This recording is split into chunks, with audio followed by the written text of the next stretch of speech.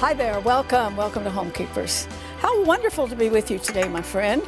And I just can't tell you how much you mean to me and to the crew here and to Stephanie and all of us.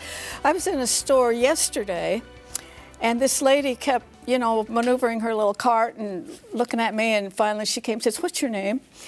And I said, "It's Arthelene." She said, "Oh, we about had a camp meeting in that store." That lady was so on fire and so in love with Homekeepers and the ministry, and it was just great. And I know there's a lot out there like that, and we love you and appreciate you, and I want you to know that. And you're going to be so glad you tuned in today, because I have a return guest, a favorite, I'll tell you, Candy Gibbbs. And she has had a wonderful ministry in Amarillo for a long time to those considering abortion. And I just wonder how many babies she saved through the years. But today we're not going to talk about that. We're going to talk about a ministry to teens. And please, if you've ever listened to me in the past, listen up real carefully right now. We're going to offer you material about teens that will curl your hair. And you can download it off of her website. If you don't have a printer, I'll download it and send it to you. So be ready for that. Be ready to write down websites and so forth, because we're going to give you information here that is so very, very important, and I think totally anointed by the Holy Spirit. So you got that to look forward to. And also we're going to make no-bake butter cookies. They're called cake butter blossoms. And what about anything that you don't have to bake? I think that's a good thing. So Stephanie and I will fix that. And before I join her, though, I will remind you we are viewer supported. That means you sweet people out there support us. And you can send a check to Box 6922, Clearwater, Florida 33758, or call us at 1-800-229-0059.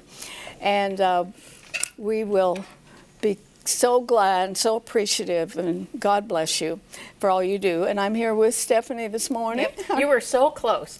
No bake cookie butter blossoms. It's so close. It's such a long name for a recipe. So good. So yes. So this is, some people like to make things, but they just don't know how to bake, and they don't want to put the effort into baking. Mm-hmm. This is your recipe right here. Mm-hmm. Okay. So I have a saucepan. I have a cup of this Biscoff cookie butter, which you had a hard time finding. Yes. But she did eventually find it. I went out this morning and found some too. So she couldn't find it originally, so she bought the hazelnut spread. And we think either works, right? Oh, I think peanut butter would work great in here too. Oh, it would. Then you just have a peanut butter. Or you could use... mix it up a little bit with a hazelnut. Sure. Oh yeah, that'd be like a Reese peanut butter. That would be like a peanut butter treat. chocolate. Yes. So I have the cookie spread, and then I also have a half a cup of Karo syrup. Mm-hmm. Good for you. Not really. No. So I have this on a saucepan. I'm going to melt it up. I have 3 cups of Rice Krispies. And it's that simple. It's that simple. Perfect one to get the kids in the kitchen. They can be sitting there waiting as you mound up the Rice Krispies. They can put on the Hershey Kiss. I've probably mentioned this before, but one of my best memories was at Meredith's house. That's my daughter, and her boys were like 4 and 2, mm-hmm. and I was baking cookies. They were both sitting here. Yep. And I would let them pour the ingredients in, and they go, "My turn." Yep. My turn. Listen, my turn. I promise you, your children will not remember the gifts you got them. That's what they won't. Do. But they will remember if you spend time in the kitchen with them. I promise you. Our wonderful director, Rick Wolf, he really is a chef. Mm. Oh. He makes amazing, he works all day. And then he goes home and he makes these amazing spreads. I go home and fix a salad. How do you do this? Well, anyway, his daughter, son-in-law, and grandchild live close, and they eat a lot. And that little boy, yes. He's 3 now. Yes. And first grandson, and how great to have the grandparents that close, Listen, and they're living my dream. Same property. Yes. Yeah, and he works with Rick making the food every night. Yes. And he knows the word ingredients now. And they'll put stuff in front of him, and he'll mix it up, call it ingredients. And I said, you have no idea what a favor you're doing for that child. No, for sure. Okay. This looks way different than the hazelnut spread. I'm just saying. I don't know how this is going to go. Okay, this is more authentic. This is more authentic with the recipe, and I don't know if this is how it's supposed to look. But let's just see what happens. Hey, we've had disasters on here before. It's not new to us. We really have. So I'm putting this in the Rice Krispies. Here, I'll just put it right there, and then I'm going to mix it all together. And then we're just going to take a tablespoon, which if you wouldn't mind getting me a tablespoon, please. I'm going to mound them up on the wax paper, and then we're going to put a Hershey Kiss right in the middle. And then you let it set up. That's it. Now, would these keep good enough to box up for Christmas gifts, do you think? I would think so. I mean... Don't put them in the not in Florida. Yeah. Although this morning we woke up, it was chilly. It was amazing. Don't put them in the back window of your car. Yeah, no. Then you'd have to just eat it with a spoon, because you wouldn't let it go to waste. I would imagine they're very crunchy. Yeah. So it was easier to mix up this morning, but I think these are going to set up nicely. You know, is the consistency a little different? Yes, than the first way one? Different. Oh, okay. Oh, this is the way they're supposed to be. Yes, and I probably should have done it in the pan with the heat is what I probably should have done. But you know, I remember one year for Christmas, and somebody really close to me was just broke. That was all. And she baked a banana bread and wrapped it up. I'll never forget it. Listen, you don't have to be broke to do that. I don't remember hardly any gifts, but I remember that banana bread because that was like out of your heart. Yeah, and I'll take a food gift, not just because it's food, over a dust collector. Oh, yeah. Any day. Or a scarf you'll never wear. Yeah, so you just mound it up, okay? Oh, this is way better. And then you put the Hershey Kiss, and it's not so hot that the kids couldn't help. Oh, that's different. Yeah, because this morning it was really loose. Again, I should have kept it in the pan, a bigger pan, and had the Rice Krispies put in there so I had the heat to mix up. Okay, let's show them what here they are. Yeah, so this morning, now remember, it's with the hazelnut spread. Well, that's why, but it looks like Cocoa Krispies with a Hershey Kiss in the middle.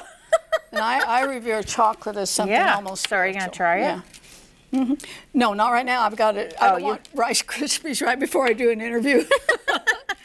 All right, but if you want this recipe, it's totally free, and this is the way they're supposed to be. But had you ever heard of this? No, I had not ever heard of cookie butter. Okay, it's called cookie butter. Yep.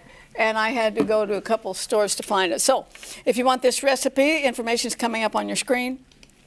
And we'll get it back out to you any way you want us to. There's a few ways from which you can choose. And then if you haven't met Candy, get ready. And I hope you have your pencil there. I'm going to give you a lot of very important information, so stay right there. If you would like a copy of today's recipe, you may receive it by contacting us through social media as listed on the screen. When requesting a copy through the mail, be sure to include a self-addressed stamped envelope. Thank you, and please know we always appreciate hearing from our viewers.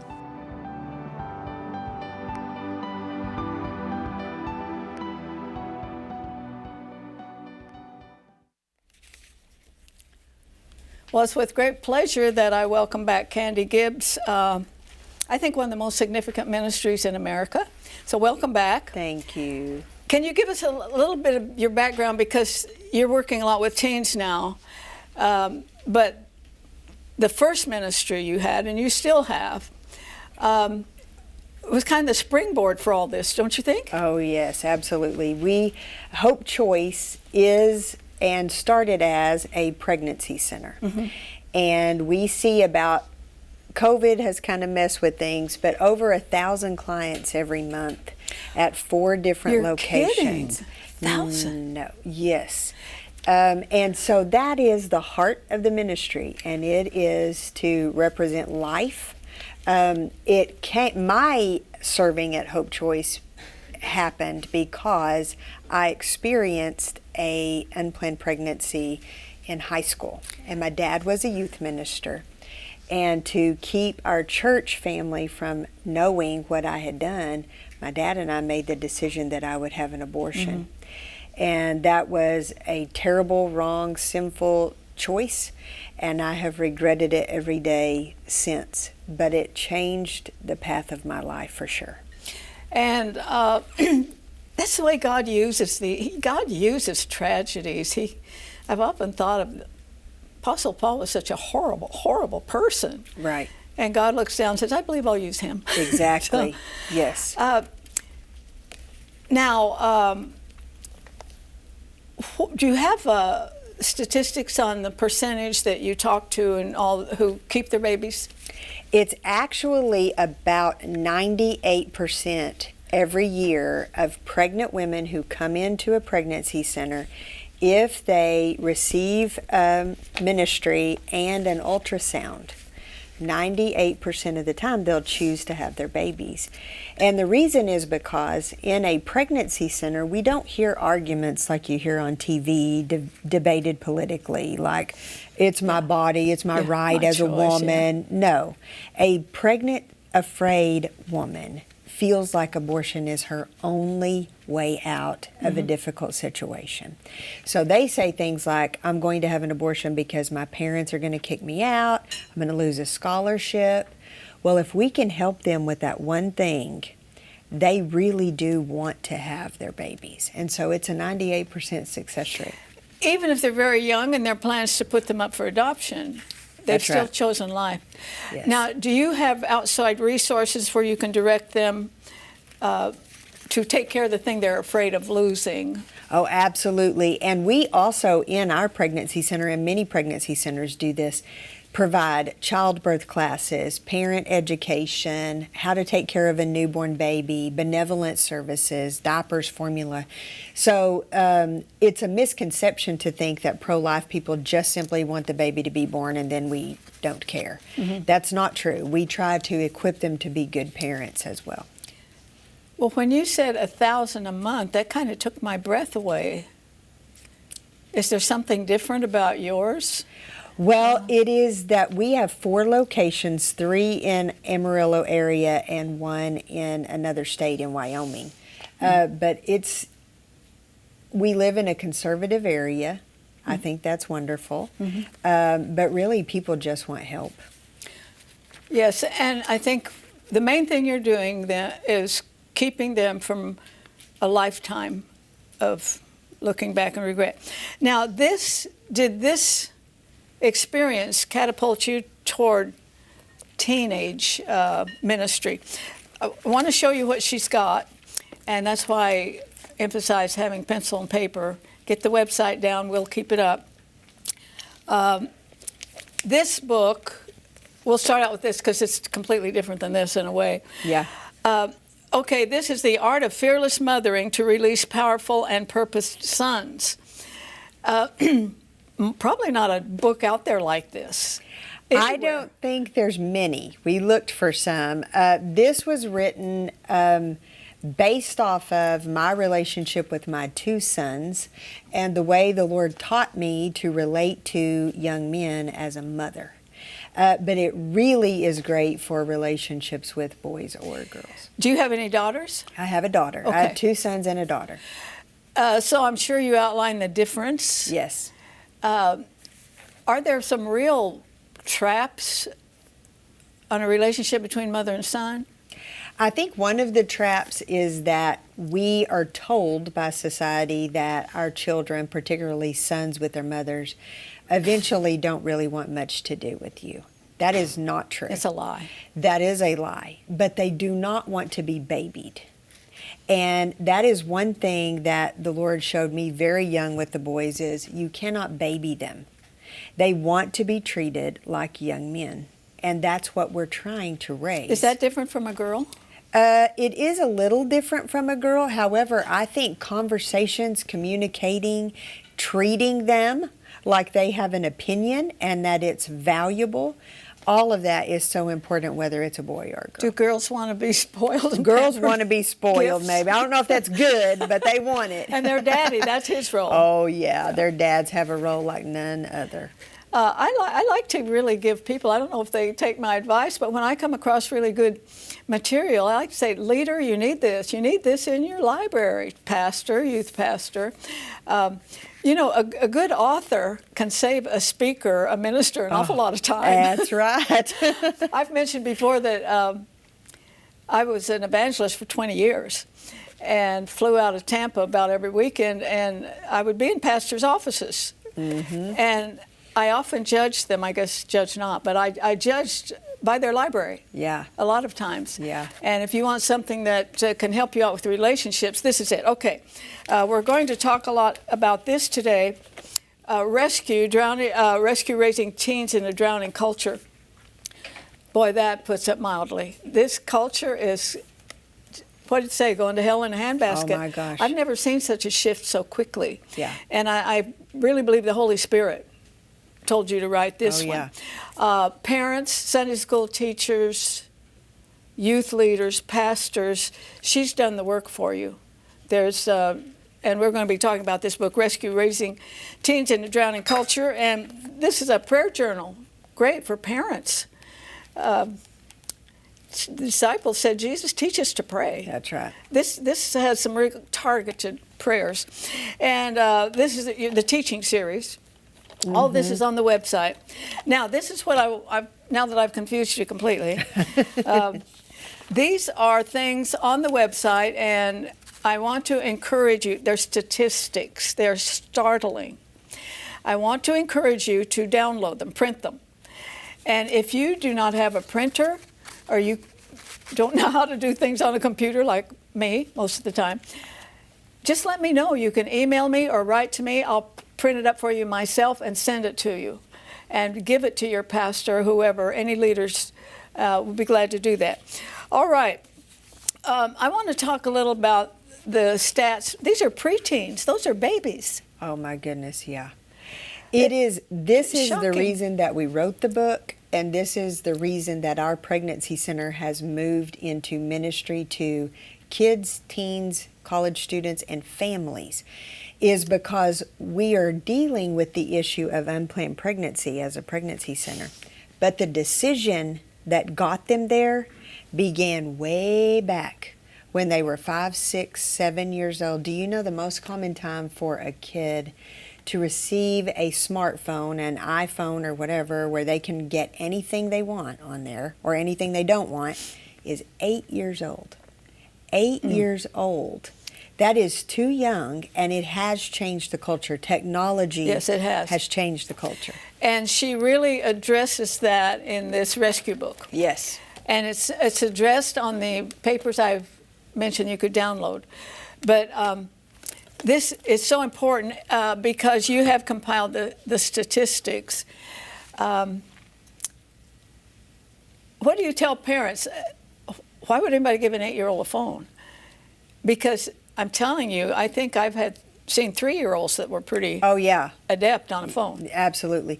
Well, the reason that we see parents doing things like that, giving them a cell phone when they're 8, or allowing them to go on group dates and being dropped off at the beach or dropped off at the movies, the reason is because we are so busy as parents and as families that what we do is we look to the left and we go, oh, this parent's choosing to do that.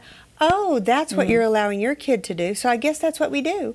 And we allow it, and then we're oblivious to the consequences happening due to those decisions, and they're made mindlessly. I believe the Word tells us in Timothy, guard what has been entrusted to you. That means you have to decide for your own family, your own children, what is the Lord saying to us as a family? And you do not have to allow what everyone else is allowing. And it isn't beneficial. If you do, you're going to get the same results that everybody else is getting. Now, I'm sure that a lot of your book is written from your own experience. Absolutely. And the statistics were not the same when your boys were growing up. So as I'm looking at you kind of as a professional, you probably got the numbers in your head and all. What age would you give a phone to a child, and what would be the restrictions? Well, I don't think any child, I think social media is completely of the enemy. My kids, I have a son who's almost 30, a son who's 23, and my daughter is 20. So they're not super it old. wasn't phone thing It when they wasn't were long. teenagers. Right. Well, they did not use a phone until they were driving. We gave them a smartphone when they turned 16, and they did not have the internet on it, and none of them ever had social media. And they were still very involved in their schools. They had a great group of friends. They were very successful, but they were left out of a lot of the drama. So were those situations on the phone? Oh, sure. At that time? Oh, yes. Don't you think in that time, since then, they've probably piled a few other things? There's always a new app. That's one thing that we tell parents. And the document you're talking about downloading, we update that continually. So we try to keep the most current apps, the thing that kids are dealing with, et cetera, on that handout. So the phone came in after your children were... Oh, no. The phone, they dealt with the phone. At what age? Their friends had phones when my kids were in 3rd and 4th grade. My kids didn't get a phone until they were 16. So you saw. I think probably back then, the danger wasn't that obvious.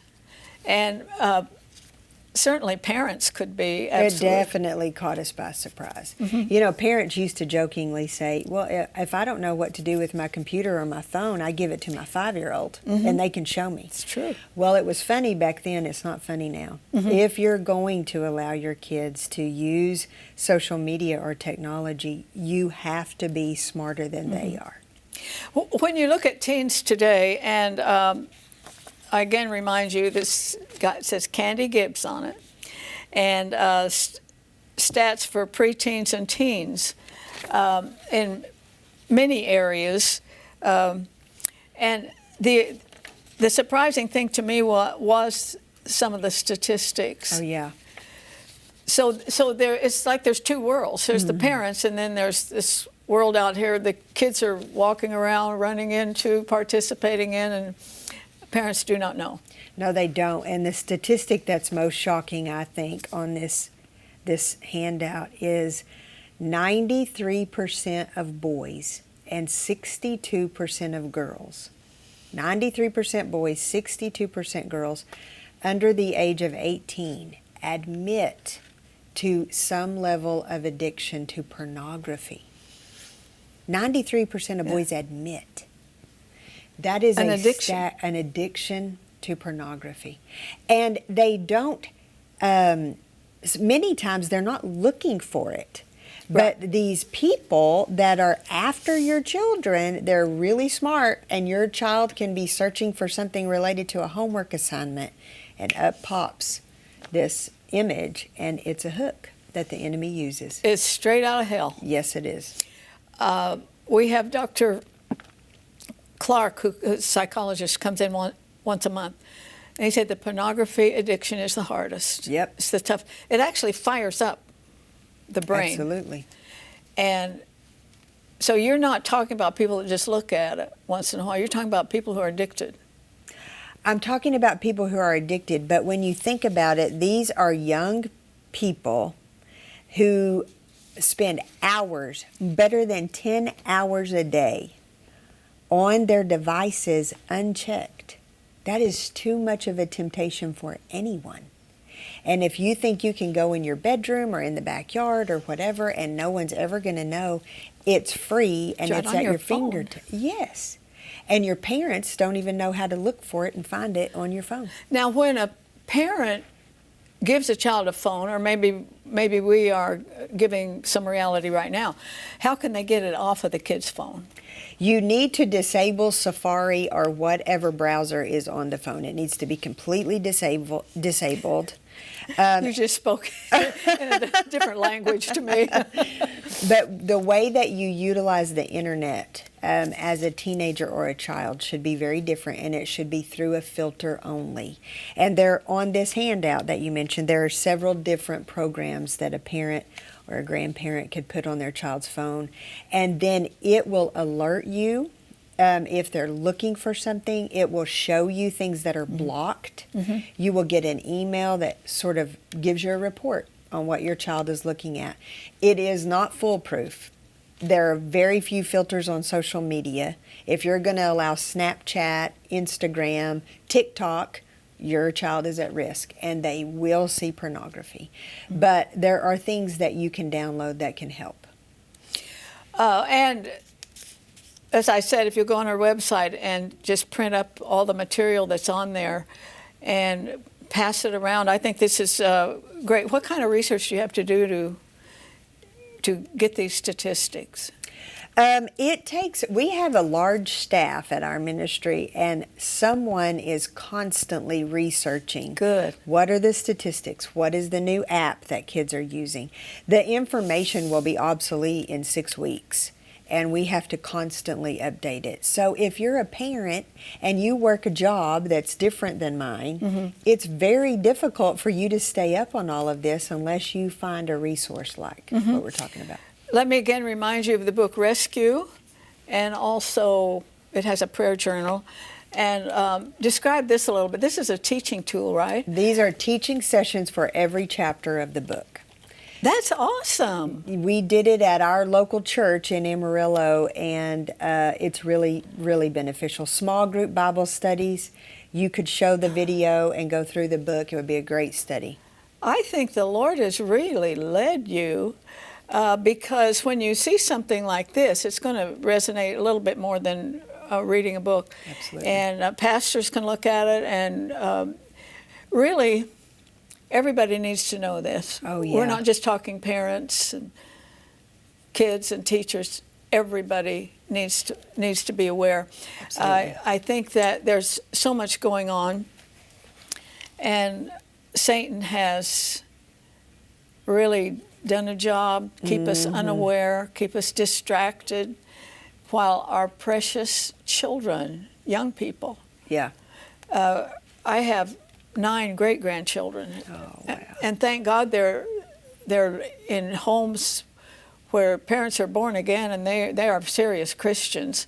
Yeah. And some of them homeschool. Right. And all this is a whole other area. Oh, yeah. What they're learning at school. No. Absolutely. But Candy's going to stay with me, and we're going to talk a little longer. But right now, for this program, we're out of time. And I'm just certain that this has piqued your curiosity enough to do something. Your website will be the first place you'll go. And so get that information. Let's get it out in the church. That's where it belongs. So please remember, my friend, there's no higher calling than that of a homekeeper. God bless you. If you should miss a Homekeepers program, you can catch up by going to www.ctnonline.com. Click on CTN Programs and then on Homekeepers.